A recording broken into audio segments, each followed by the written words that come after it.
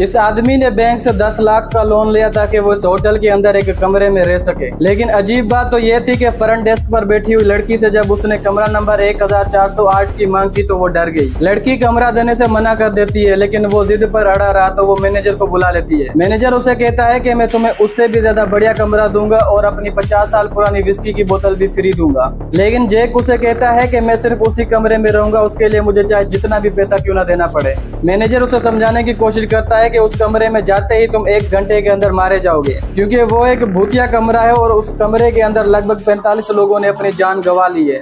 इसी वजह से उन्होंने उस कमरे को हमेशा के लिए सील कर दिया है। लेकिन जैक कहता है कि मैं नास्तिक हूँ, मुझे भूतों पर यकीन नहीं है, मुझे कमरा चाहिए। वो मैनेजर को धमकी देता है कि अगर तुमने मुझे वो कमरा नहीं दिया तो मैं तुम पर केस कर दूंगा।